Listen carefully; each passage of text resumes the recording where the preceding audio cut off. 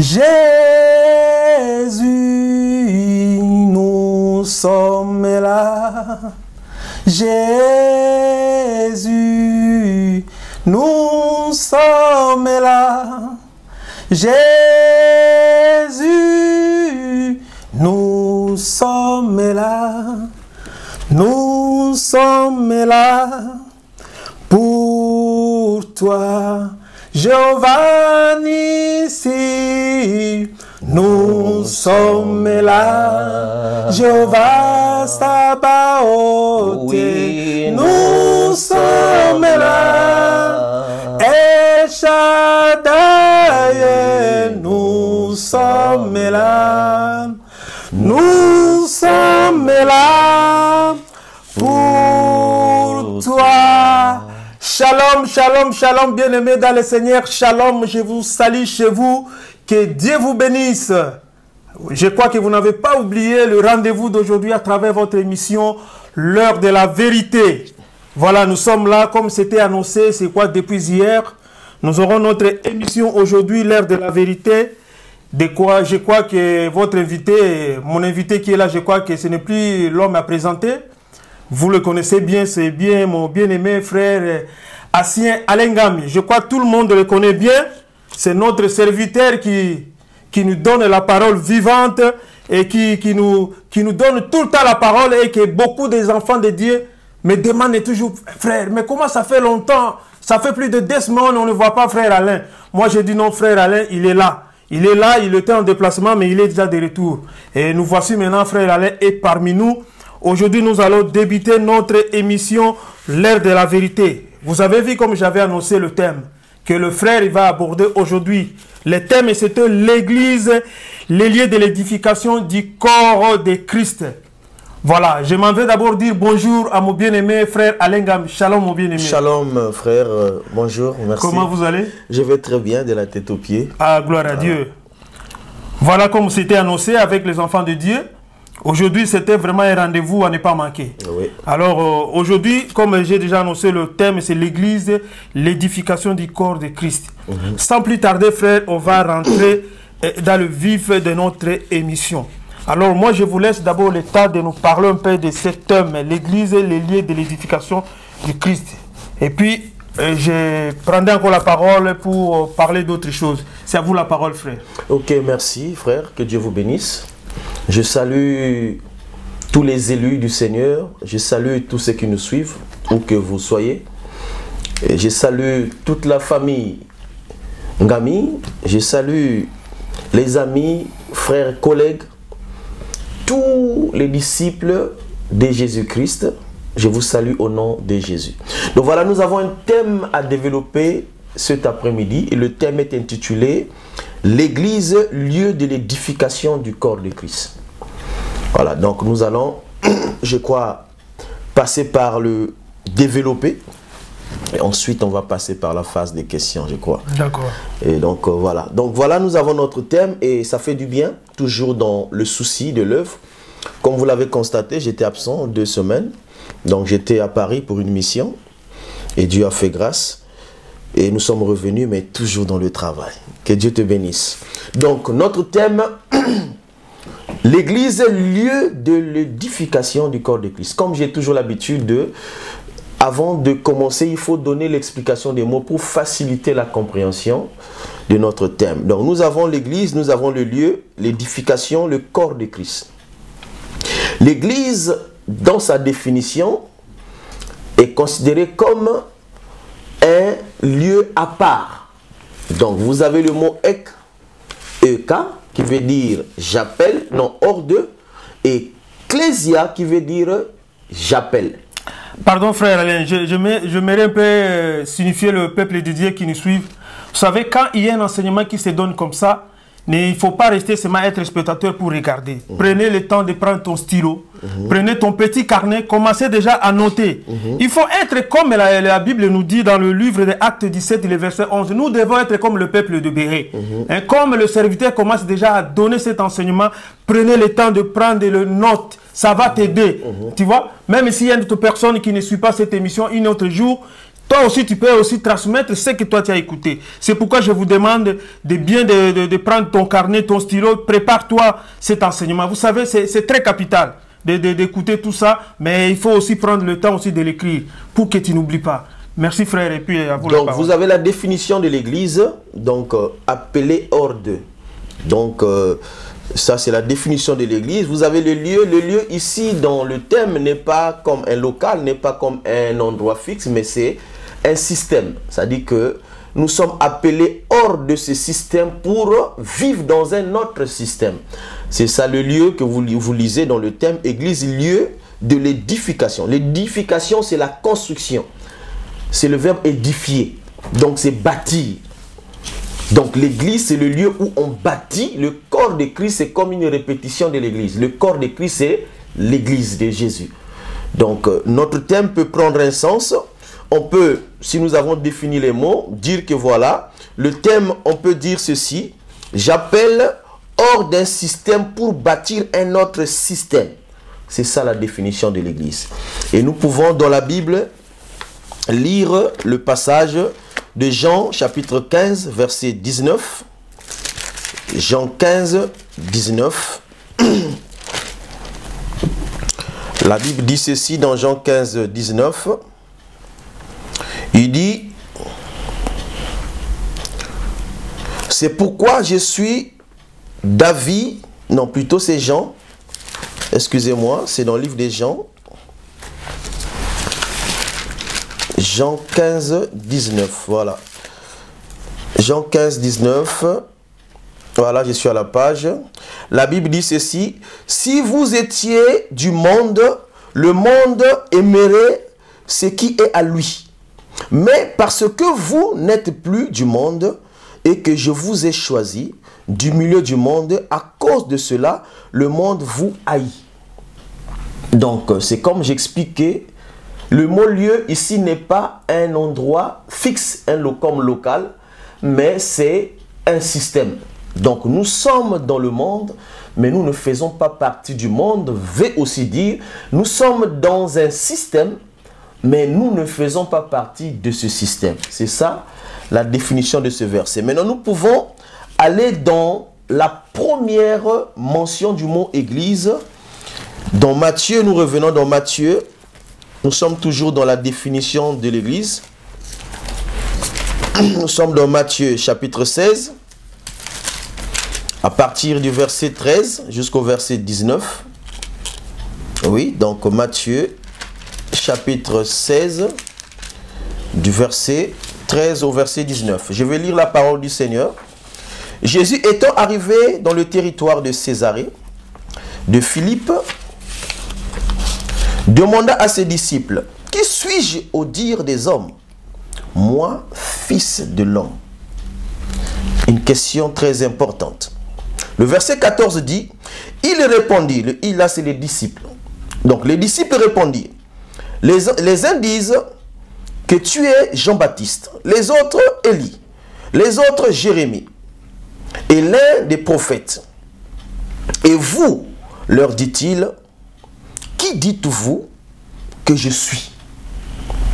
Verset 16, Simon-Pierre répondit: tu es le Christ, le Fils de Dieu vivant. Donc, dans ce texte, une question est posée. Jésus marchait avec ses disciples. À un moment donné, au cours de son parcours avec les disciples, il voulait savoir la pensée des disciples par rapport à sa personne.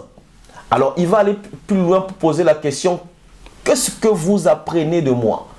Quand vous marchez dans les rues, quand vous entendez les hommes de la rue parler de moi, qu'est-ce qu'ils disent de moi? Ils se sont précipités à donner la réponse. Non, les autres disent que tu es Jean-Baptiste. D'autres encore disent que tu es Jérémie. D'autres disent que tu es toi le prophète.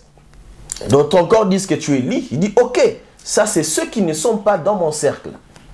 Mais vous qui êtes avec moi, quelle est votre pensée par rapport à ma personne? C'était compliqué là à ce moment-là. Ah ouais. Et là, il y avait un silence plat, frère. Personne n'a répondu. Ils sont précipités à donner la réponse de ceux de la rue, mais eux-mêmes qui marchaient avec Jésus. Alors, ils ne savaient pas quelle était la pensée exacte de Jésus. Pourquoi il avait posé cette question? Maintenant, continuons au verset 17. Non, plutôt au verset 16. Simon-Pierre répondit, « Tu es le Christ, le Fils de Dieu vivant. » Le verset 17, Jésus reprenant la parole, lui dit, « Tu es heureux Simon, fils de Jonas, car ce n'est pas la chair et le sang qui t'ont révélé cela, mais c'est mon Père qui est dans les cieux. » Maintenant, le verset 18 dit ceci, « Et moi, je te dis que tu es Pierre, et que sur ce roc, je bâtirai mon église. » Yes. « Et que les portes du séjour des morts ne prévaudront point contre elle. Je te donnerai les clés du royaume des cieux. Ce que tu lieras sur la terre sera lié dans les cieux. Et ce que tu délieras sur la terre sera délié dans les cieux. » Parole du Seigneur. Dans ce temps, nous allons comprendre quelque chose de très important. Jésus, la pensée de Jésus était d'inculquer l'enseignement dans la vie des disciples qui marchaient avec lui. La pensée de Christ était d'enseigner, de rendre mûr, mature ceux qui étaient avec lui. Mais c'était difficile. Pourquoi? Parce que ces hommes n'avaient pas encore compris ce qu'est la mission de Jésus. Et là, il pose la question, quand vous remarquez que même Pierre, en fait, en réalité, ce n'était pas Pierre qui avait répondu à la question. Parce que là, quand vous suivez la lecture, il dit, ce n'est pas toi, c'est mon Père qui est dans les cieux qui t'a révélé ce que tu viens de dire. Et donc, ça veut dire que parmi tous ceux qui étaient avec Jésus, personne n'était capable de savoir qui était exactement Jésus. C'est grave, frère. Tu marches avec un ami pendant 3 ans. Tu lui dis, je t'aime. Tu fais tout avec lui, mais tu ne connais pas qui il est exactement. Amen. Et quand vous lisez bien l'écriture dans les textes originaux, vous allez comprendre que dans ce qu'il avait dit à Pierre, il dit, tu es Pierre. En grec, c'est le mot Petros. Il dit que tu es une pierre. Mais sur ce roc, ça veut dire que sur ce Petra, le Petra, ça veut dire rocher, ça veut dire roc, ça veut dire aussi révélation. Donc tu es Pierre, ça veut dire que ta personne. Mais sur cette révélation, à base de cette révélation, à base de cette parole, à base de cette parole qui est le rocher, qui est le roc, parce que le rocher c'est lui-même Jésus. Donc en fait il parlait de lui-même. Comme parmi vous, il n'y a eu personne pour donner la réponse à la question que j'ai posée et que c'est moi-même qui ai donné la réponse. Voilà, sur cette parole qui vient de moi, je bâtirai mon église. Donc l'église prend sa source. Donc si vous vérifiez bien dans les écrits, c'est la première mention du mot église. Et cette église-là, c'est l'église de Jésus-Christ. Ce qui différencie l'église, parce que l'église, dans sa définition, c'est une assemblée. C'est un regroupement des gens. Donc, on peut appeler un groupement des militaires, un groupement des féticheurs, un groupement des sorciers, une église, parce que l'église, dans sa définition, ça veut simplement dire un groupement, une assemblée. Mais ce qui différencie l'église de Jésus avec toutes ces églises, c'est que cette église est bâtie sur le roc.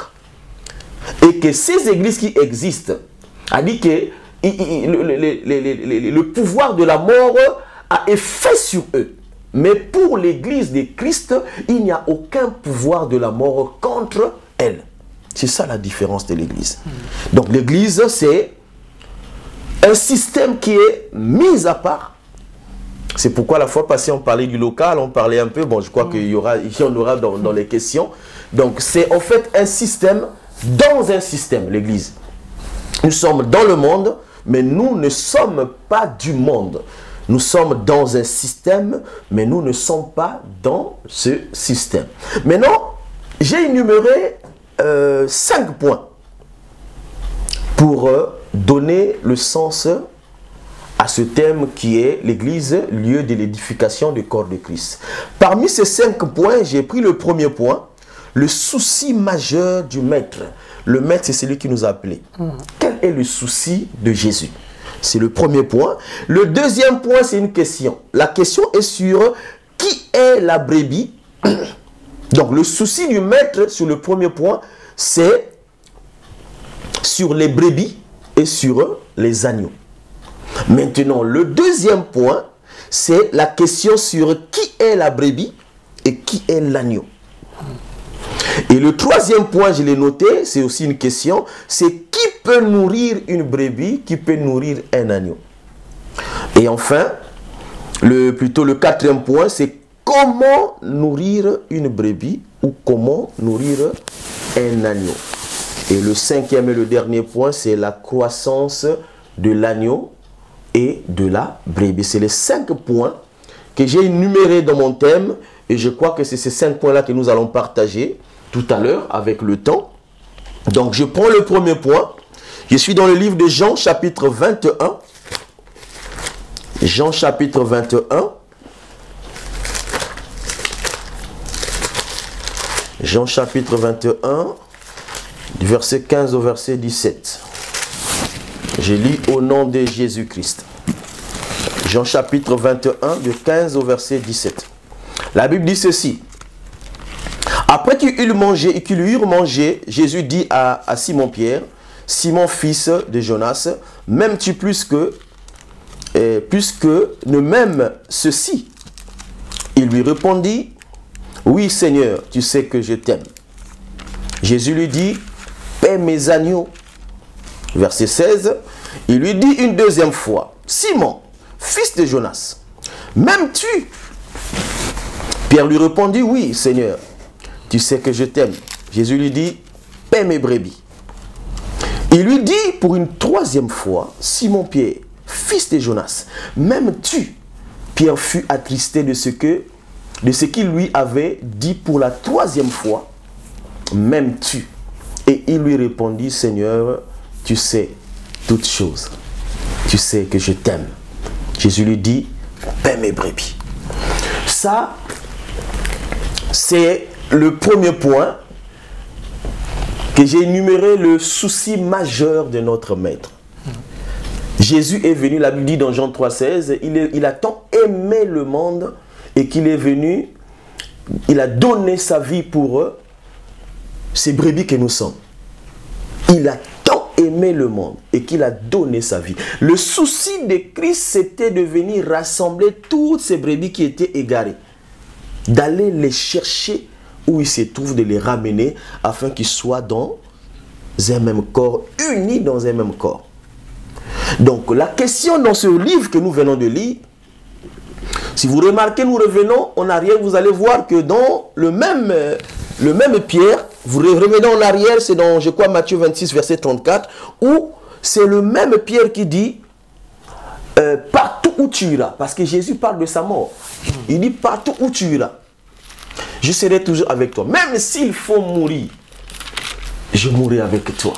Jésus lui dit, tu vas me régner 3 fois avant que le coq ne puisse chanter, ce soir même.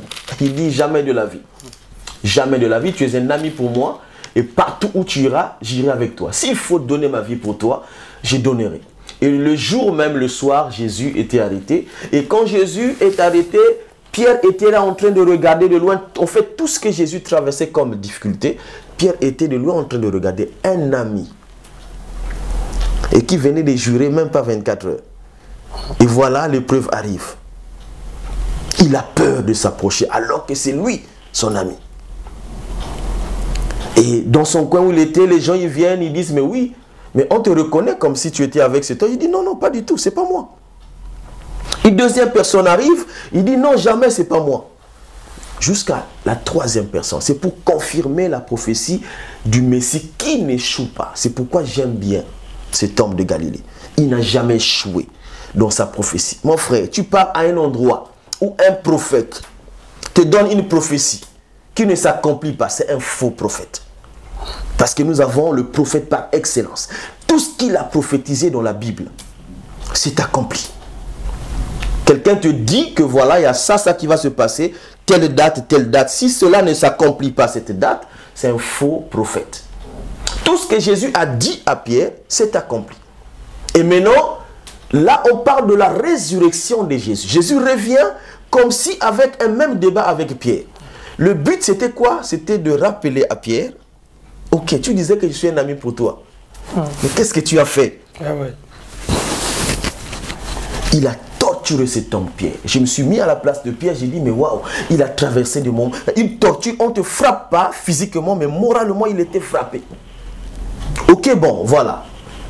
Il dit, est-ce que tu m'aimes? Et le mot aimer ici, quand vous lisez dans l'écriture originale, vous allez comprendre que les deux textes, les deux questions, tu m'aimes pour les agneaux et tu m'aimes pour les brebis, c'est le mot agapé. Donc l'amour dans sa profondeur, l'amour de Dieu. Mais Pierre ne répondait pas dans la même dimension que Jésus. Pierre répondait dans la dimension de l'amour philéo, qui est l'amour d'amitié. Jésus lui dit, est-ce que tu m'aimes de l'amour divin? Il dit, oui, je t'aime, mais l'amour, c'est pourquoi j'aime bien ces deux langues, la langue hébraïque et la langue grecque. Ça veut dire qu'il s'exprime, il détermine chaque valeur avec son mot. Ce n'est pas le même mot. En français, nous retrouvons, c'est le même mot amour. Même tu m'aimes, tu m'aimes, tu. Mais en grec, ce n'est pas le même mot. Donc, Jésus partait dans la dimension divine, mais Pierre répondait dans la dimension physique. Il le répondait comme s'il aimait Jésus. Donc, Jésus n'était pas venu pour l'amour de l'amitié. Jésus n'est pas venu pour que nous soyons seulement ses amis, mais il voulait nous amener aussi à comprendre la dimension spirituelle, aimer ton prochain comme toi-même. Même si tu l'as dépanné, même si tu l'as donné ce que tu avais. Mais tu n'attends pas de retour ce qu'il va te donner. Tu ne vas pas parler à gauche, à droite. C'est ça l'amour de Dieu. Mais lui, il était dans cette dimension. Maintenant, quand il arrive dans la troisième question, il revient, il se met au même niveau que Pierre. Jésus est bon, frère. Il est bon. Et maintenant, cette fois-ci, il emploie le mot philéo. Bon, ok. Je vais descendre comme toi, tu es en train d'insister sur philéo. Est-ce que tu m'aimes vraiment comme un ami? Et c'est là que Pierre commence à pleurer de ce qu'il a prononcé pour la troisième fois. Et il s'est souvenu de ce qu'ils ont parlé il n'y a pas longtemps, que tu devais me nier avant que le coq ne puisse chanter. Il a pleuré, il a dit, Seigneur, non, tu le sais que je t'aime. C'est comme s'il voulait se décharger de ce fardeau qu'il avait, de ce qu'il avait nié, la personne qu'il prétendait aimer. C'est difficile, frère. Tu dis tu aimes une personne, mais quand une situation arrive, tu t'échappes. Et peut-être qu'il se disait, bon, il va mourir, il ne va plus jamais revenir. Mais la même personne revient. Et tu es en face avec lui. Moi, je peux faire encore les disciples qui n'avaient jamais dit ces choses. Que lui qui avait osé parler.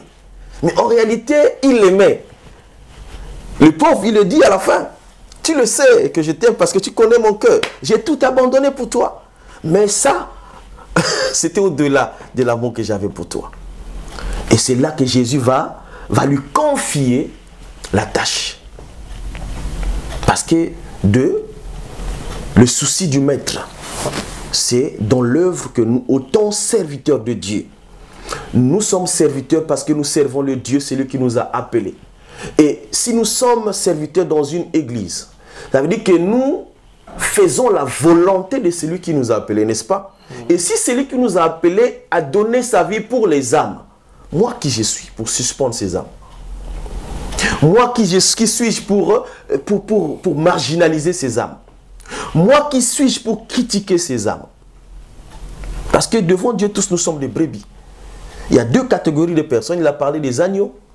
L'agneau, c'est le petit de la brebis.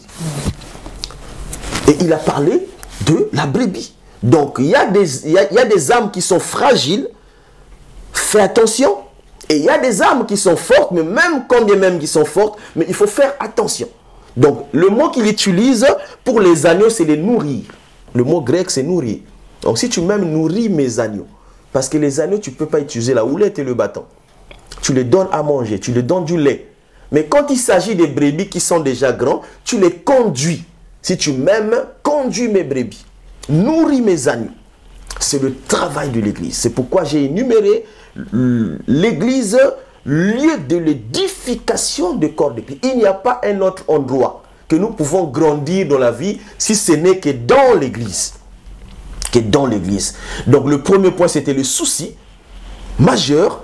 Et le deuxième point, c'était c'est qui le brebis? Et nous sommes toujours dans Jean. J'aime bien Jean parce que c'est lui qui a beaucoup plus parlé de la divinité de Jésus. Nous sommes dans Jean chapitre 1, tout au début. Jean chapitre 1, du verset 12 au verset 13. La Bible dit ceci. Mais à tous ceux qui l'ont reçu, et à ceux qui ont cru en son nom, elle a donné le pouvoir de devenir enfants de Dieu, lesquels sont nés non du sang, ni de la volonté de la chair, ni de la volonté de l'homme, mais de Dieu. Donc, la brebis, je suis en train de définir mot à mot, je suis en train de partir tout doucement pour que, à la fin, que nous puissions tirer une conclusion pour comprendre le but du thème. C'est ça l'objectif. Donc, la brebis, c'est celui ou celle qui a écouté la parole de Dieu et qui a compris la parole de Dieu et qui a pris une décision de changer le mode de vie.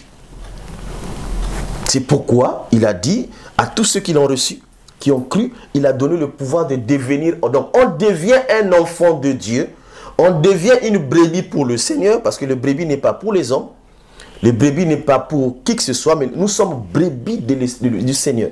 Même ministres, tous nous sommes brebis du Seigneur. Donc, pour que tu sois brebis, il faut que tu écoutes la parole de Dieu. Il faut que tu crois cette parole. C'est en ce moment-là que tu changes dans la manière de voir des choses et tu deviens automatiquement enfant de Dieu. Tu fais partie du royaume de Dieu. Ça, c'est le deuxième point. Et nous sommes toujours en train de développer. Et dans la vie, j'ai noté quelque chose dans la vie des disciples. Il y avait deux catégories de personnes. Il y avait la foule, il y avait aussi les disciples.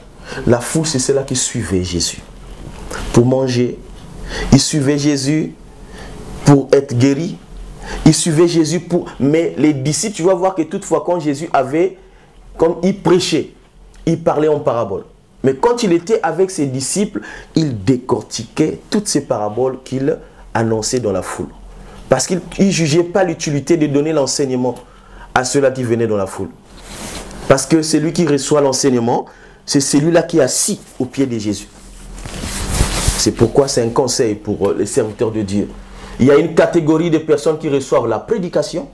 Il y a une catégorie de personnes qui reçoivent l'enseignement. C'est important. On va mourir tôt si on pense à enseigner tout le monde. Parce que l'enseignement, nous l'avons dit, l'émission passée, c'est dans l'église. Les gens assisent dans l'église. On ne donne pas l'enseignement aux païens. On ne donne pas l'enseignement à ceux qui sont dans la rue. Mais on donne l'enseignement aux enfants pour le but de les faire grandir. Voilà, donc il faut discerner les deux catégories. Mais en tout cas, les brebis, les agneaux, ce sont les disciples, ceux qui ont accepté Jésus comme Seigneur et Sauveur. Ça, c'est le deuxième point. Le troisième point, j'ai dit, qui peut former une brebis et qui peut former un agneau? Ou en d'autres termes, qui peut conduire une brebis et qui peut nourrir un agneau?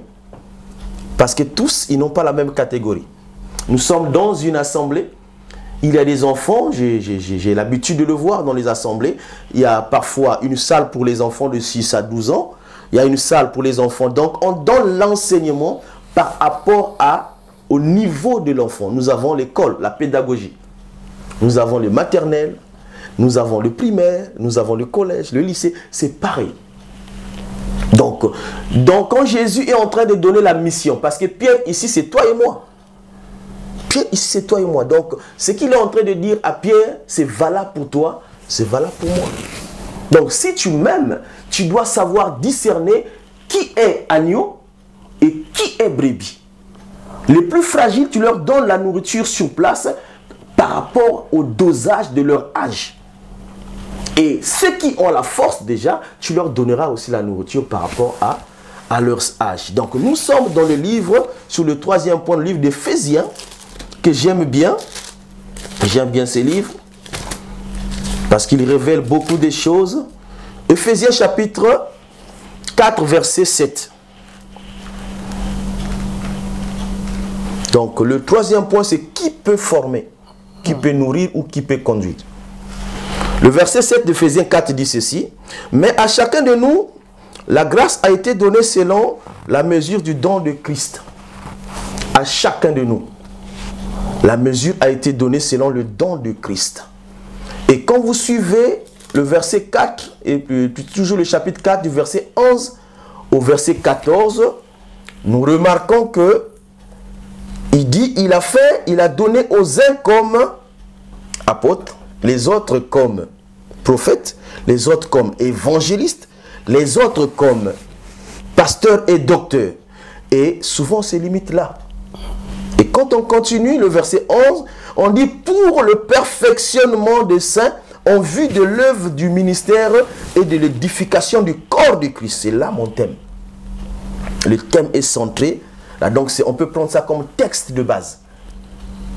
Je reprends. Pour le perfectionnement des saints en vue de l'œuvre du ministère et de l'édification du corps de Christ, jusqu'à ce que nous soyons tous parvenus à l'unité de la foi et de la connaissance du Fils de Dieu, à l'état d'homme fait, à la mesure de la stature parfaite du Christ.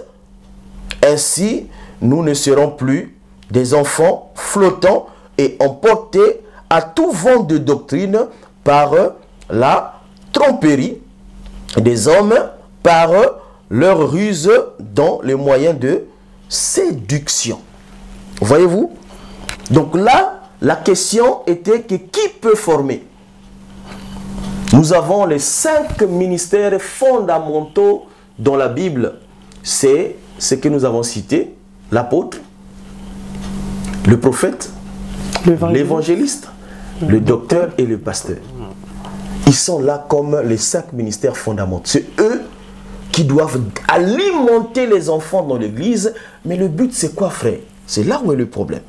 Le but, c'est quoi? C'est que Jésus, les Pierre, les Jean, les Jacques étaient devant lui comme étant des brebis qui recevaient la nourriture. C'est-à-dire qui recevaient l'enseignement du maître. Mais le but était qu'eux aussi, demain, ils ont fait combien d'années? 3 ans. 3 ans. Parce que Jésus, avec la pensée qu'il avait, c'était de communiquer l'enseignement aux disciples afin qu'eux aussi, demain, qu'ils deviennent indépendants. On ne doit pas toutefois, frère, voir une soeur ou un frère tous les jours courir auprès de Daddy, auprès d'un pasteur ou un prophète. Dis-moi ce que je dois faire. Tu dois appeler tous les jours. Mais tu vois le chrétien, il a 5 ans, 10 ans, 15 ans à l'église. Donc tous ces problèmes, c'est le pasteur qui doit les régler. Ce n'était pas l'objectif. Quand tu vois déjà dans une assemblée où un chrétien ou une chrétienne à 5 ans, 10 ans, qui ne sait pas même formuler une prière, ça veut dire qu'il y a un problème, un grand problème. Et la personne qui a reçu le mandat de donner, de nourrir ou de conduire, sont ces 5 ministres dans l'église. On reconnaît un pasteur dans la façon de parler. On reconnaît un docteur dans la façon de parler. On reconnaît un évangéliste dans sa façon de parler. On reconnaît un apôtre, un prophète dans sa façon de parler. La nourriture, c'est la paille. Donc ça, c'était le troisième point. Maintenant, le 4e point, c'est que comment nourrir une brebis? Mais on nourrit par les enseignements. On va répondre tout simplement. Parce que nous ne pouvons pas détacher l'enseignement des disciples. Le disciple, c'est celui qui vit dans l'enseignement, il dort dans l'enseignement, il se réveille dans l'enseignement, il marche dans l'enseignement. C'est ça qui fait vivre. Nous avons le livre des Actes des Apôtres que j'aime bien. Chapitre 2, verset 42. Ils persévéraient. Ils ont reçu la prédication de Pierre. Après avoir reçu cette prédication, après ils ont fait quoi? Ils ont été baptisés. Après le baptême, ils ont persévéré dans l'enseignement. Donc, ce qui fait vivre, comment nourrir un agneau ou comment nourrir une brebis, c'est par les enseignements. Nous allons prendre Matthieu chapitre 28. Matthieu chapitre 28, verset 19 au verset. Waouh, j'aime bien ce passage aussi parce qu'il fait partie de la vision que Dieu m'a donnée. Du verset 19 au verset 20. Allez, faites de toutes les nations des disciples, les baptisant au nom du Père, du Fils et du Saint-Esprit, et enseignez-leur à observer tout ce que je vous ai prescrit. Et voici, je serai avec vous tous les jours jusqu'à la fin du monde. Ça, c'est le point principal pour nourrir. Et la mission est là. Nous recevons, c'est aussi pour aller donner. Donc, on est formé, on est équipé pour aussi aller équiper les autres, pour aussi aller former les autres. Ça, c'est sur le quatrième point. Donc, comment nourrir une brebis.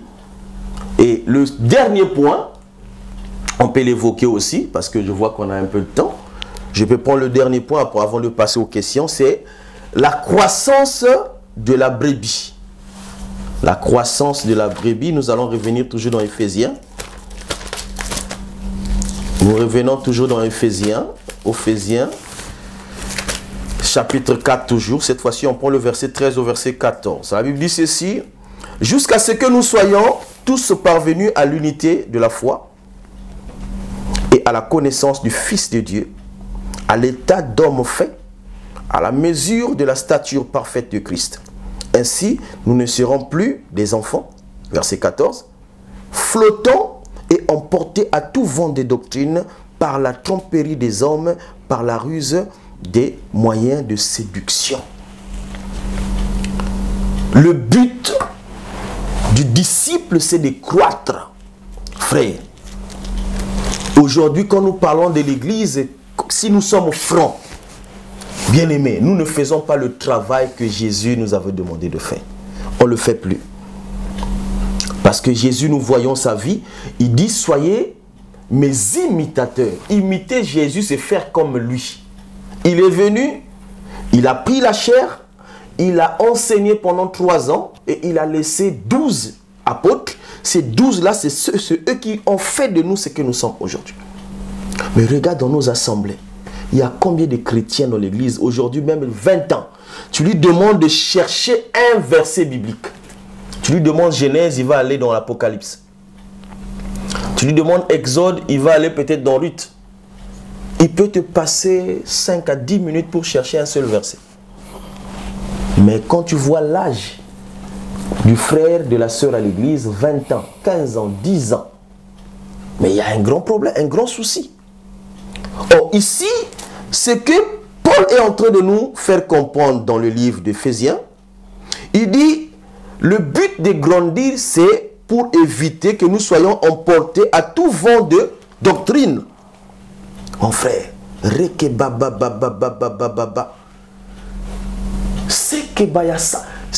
le parler en langue. Je ne sais pas ce que tu dis. Je ne comprends pas ce que tu dis. Qu'est-ce que c'est à voir avec l'enseignement? C'est ça le problème de l'église. Mon frère, là où tu es là, tu as ton frère. Je le vois avec un couteau derrière toi. Est-ce que dans ta famille, tu n'as pas quelqu'un? Il dit, ah, et puis ça tombe parfois juste. Ou c'est des gens qui se renseignent bien. Ils savent que tu ne t'entends même pas avec ton frère ou ta soeur. Et voilà, ça sort comme une prophétie. Est-ce que notre Messie, dans son parcours, dans la même Bible que nous lisons, est-ce qu'il a fait ce genre de choses? Il ne l'a pas fait. Il ne l'a pas fait. Il a communiqué la parole de Dieu. Il a dit, priez même pour vos ennemis. Je n'ai pas besoin de savoir qui est mon ennemi. Je dors, je suis protégé par la puissance. Je suis environné par la puissance du Saint-Esprit. Je n'ai pas besoin de savoir qui est mon adversaire. Je marche quand je veux. Je n'ai pas peur. Parce que je sais que celui qui est en moi est plus fort que celui qui est dans ce monde. Je n'ai pas peur de personne. Mais tu vas voir que ces assemblées sont aujourd'hui en train d'échouer. Parce que les enfants dans ces mêmes églises, ils ne grandissent pas. En fait, ils sont toujours au lait. Ils demeurent dans le lait. 5 ans, 10 ans le lait, 20 ans dans le lait. Et quand il y a un problème, voilà, il faut appeler le pasteur. C'est à lui de les régler. Alors que Jésus est parti, il a laissé les apôtres. Qui pouvait régler le problème des apôtres? Lui-même, Jésus n'était plus là. Amen. Donc, voilà un peu les 5 points que j'avais à énumérer, frère, sur ce que nous avions comme thème avant de passer aux questions. Donc, j'ai pris la mission de l'Église aujourd'hui, c'est de nous prendre, accepter Jésus. Nous venons en Jésus. Selon le passage que nous avons pris dans Jean 1, versets 12 à 13. Si vous recevez, vous écoutez, vous acceptez de changer le mode de vie, vous acceptez de quitter ce système, d'aller dans le système qui est l'Église, le nouveau système. C'est en ce moment-là que vous êtes devenu enfant de Dieu. Et quand vous venez à l'église, vous êtes enfant. Le but, ce n'est pas de demeurer enfant de Dieu. C'est aussi croître. C'est ça la croissance. Et on croît dans la connaissance de la parole de Dieu. En écoutant l'enseignement. Et j'insiste, l'enseignement. Or, aujourd'hui, c'est très rare dans nos assemblées de retrouver les enseignements. On retrouve les prédications. On retrouve les exhortations. Mais l'enseignement comme tel qui fait vivre l'enfant, qui apprend l'enfant à un jour aussi devenir un pécheur, au lieu de dépendre du poisson que son père amène, que lui aussi qui sache un jour comment faire pour aller tirer ce poisson. Ça, nous ne l'avons plus dans l'église. Et c'est pourquoi j'implore les hommes de Dieu que nous sommes, de retourner à la base de la parole. Enseigner les enfants de Dieu. Donnez-leur les tâches, occupez-les. Donner ce qu'il faut. Et s'il faut s'équiper, parce que je vois qu'il y a aussi, ça peut arriver que tu commences dans un champ, tu n'as pas suivi la formation. Mais on a tout le temps, on n'est pas pressé dans le ministère. On peut trouver un père, on peut revenir vers son père si on n'est pas orgueilleux, et se mettre à ses pieds et commencer à apprendre à comment enseigner la parole de Dieu, comment à faire la mission de Dieu. Parce que les aînés sont là, c'est eux qui nous orientent, c'est eux qui nous guident. Comment faire dans le ministère. Que Dieu te bénisse. Voilà, mes bien-aimés. Franchement, notre bien-aimé, Assis Alengami, il a tout développé. Nous étions là tous en train de l'écouter. Vous savez, la télé, c'est le temps. Amen. Parce que là, l'État est parti. Donc, nous allons voir prochainement qu'est-ce que nous allons faire par rapport à ce thème, par rapport aux questions. Comme l'État est reparti, donc on verra ça. Prochainement, qu'est-ce qu'on va faire? Parce que là, on est arrivé à la fin de notre émission. Vous avez écouté, notre bien-aimé, il a bien développé le sujet qu'on a partagé aujourd'hui. L'Église, le lieu de l'édification du corps du Christ. Tous nous avons suivi. Je crois que toi, tu as eu ta part. Comme j'ai toujours dit, là, j'ai toujours l'habitude de dire, vous savez, mon frère, si tu fais deux jours ou 3 jours, tu ne manges pas. Comment tu vas sentir sur ton corps? C'est pareil aussi pour les enfants de Dieu. Tu dois faire nourrir ton corps. Tu dois faire nourrir ton esprit. Hein? Il faut nourrir tout. Parce qu'un enfant de Dieu qui ne mange pas la parole de Dieu. Ah, les gens sont surpris. Disent, les frères, il a dit manger la parole. Oui, on peut manger la parole de Dieu. Quand tu ne médites pas la parole de Dieu, tu ne lis pas la parole de Dieu, tu ne mets pas en pratique. Mon frère, mais tu es malade. Là, vraiment, tu es malade. À quel moment que toi, tu lis la parole de Dieu? Tu attends que le dimanche? Elle dit, ah non, aujourd'hui c'est dimanche. Frère Alain va prêcher. En tout cas, il faut que j'amène ma Bible. Tu commences à chercher ta Bible. Où est-ce que tu as mis? Peut-être dans un tiroir. Toute la semaine, tu ne lis pas. Mais tu vois que le dimanche, déjà, la Bible est déjà... Le temps où tu vas les trouver, tu commences à essuyer trop de poussière au-dessus. Mais tu ne lis que le dimanche. Enlevons ces habitudes. Hein? Lisons la Bible parce que la Bible nous dit de lire la parole, de méditer jour et nuit. C'est ça notre nourriture. Nous devons les lire tous les jours. Si nous voulons grandir dans la parole, si nous voulons grandir dans l'esprit du Christ, nous devons lire la parole tous les jours. Nous devons pratiquer cette parole. Voilà, je ne vais pas prendre beaucoup de temps parce que là, on a perdu beaucoup de temps. On a fini l'émission d'aujourd'hui. J'étais votre humble serviteur, Philothée Limas, qui vous a présenté cette émission. Et derrière les caméras, nous avons notre frère bien-aimé, Chiri de Paris. Lui, il est des Parisiens, c'est lui qui nous a tenu compagnie à travers cette émission. Si vous allez voir la qualité de l'image que vous allez voir aujourd'hui, c'est bien notre frère Chili qui nous a vraiment tenu compagnie de cette émission. J'étais avec mon invité, frère Alengami. Si vous avez un mot de la fin ou des salutations que tu vas donner aux frères et sœurs dans le Seigneur. Le mot de la fin, je peux dire, voilà, je peux communiquer l'adresse de l'Assemblée où nous sommes. Parce que Dieu a fait grâce, nous avons une salle. Donc nous sommes une assemblée, école des disciples de Jésus-Christ, le Mont Hermon. Et nous avons 2 textes de base. La vision de notre assemblée, c'est dans Matthieu 28, 19 à 20, Psaume 133. Dans le livre de Matthieu 28, verset 19 au verset 20, c'est la mission qu'il nous a donnée d'aller partout dans le monde, prêcher la bonne nouvelle, faites des nations des disciples. Donc le but, c'est de former, c'est de faire des nations des disciples. Les disciples, c'est ceux qui sont indépendants, ceux qui ont la compréhension de la vision. Et les psaumes 133, c'est l'huile qui tombe sur la tête d'Aaron et qui descend sur sa barbe et cette fois-ci sur le pont de sa robe. Et la Bible dit que c'est là qu'il fait descendre sa bénédiction pour l'éternité. Et nous avons une adresse, nous sommes dans 8 et 10, esplanade du Parvis de l'Europe, 06300, Nice, et le site c'est Novotel Nice Centre, Vieux-Nice. Nous avons des cultes tous les dimanches en présentiel de 12h à 13h30 et pour toutes les informations que vous en avez besoin, il faut appeler au 07 53 62 41 87. Que Dieu vous bénisse. Je salue tout le monde, je salue tous les élèves, tous les étudiants de l'école des disciples et toute ma famille. Je salue le frère derrière la caméra, le frère Chili, le Parisien. Et je salue son homme serviteur Philoté. Que Dieu vous bénisse. Merci beaucoup mon bien-aimé frère Alengam. Et moi aussi je m'en vais saluer notre bien-aimé frère pasteur Freddy Kabongo. Je te salue au nom de Jésus et je salue aussi mon frère bien-aimé Patrick Ekweta Dimondu. Que Dieu vous bénisse. Nous sommes arrivés à la fin. Si Jésus ne rentre pas demain, on se retrouve à la prochaine. Que Dieu vous bénisse. Shalom. Qu'il vous bénisse. Shalom.